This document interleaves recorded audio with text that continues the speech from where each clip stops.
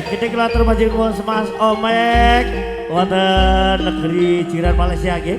Diwuntujaken Pak Endri Kemat asing lagi nek Kalimantan selalu sehat dan lancar rezekinya amin. Dari kanca lawas Mas Omek sing duwe ringgit Malaysia. Mas Badi Sumber Banjar atur salam dumateng keluarga wonten Banjar. Delok gong yu ora ewang ngingoni wedhus. Pano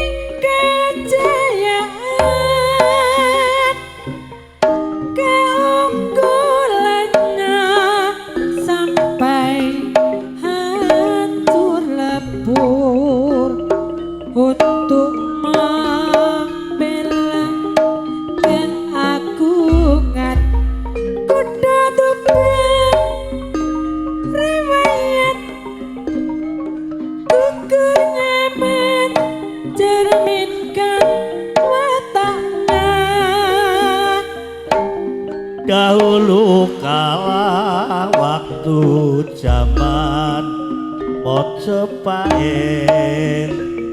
gagah berani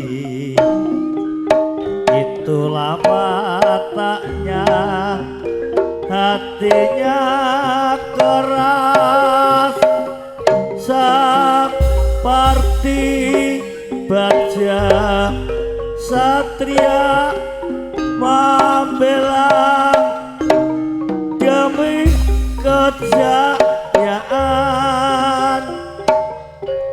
keunggulannya sampai hancur lebur untuk membela keagungan kutha Tuban.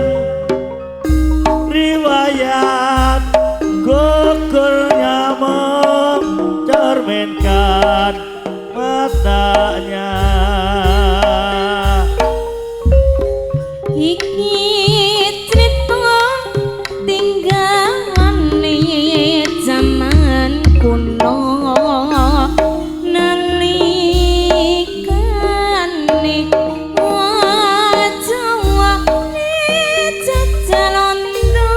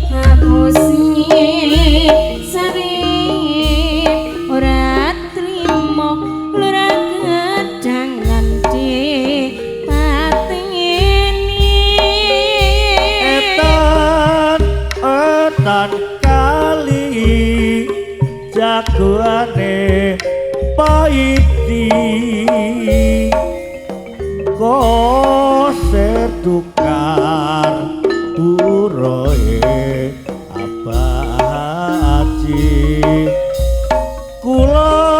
kulon kali sarepja kuat sakti oso bebuyutan paedi tidak maro kopi yen sarep gaweane pancen maling yen silih diwene kepakir miskin ojo ditiru iku sandiwara lutra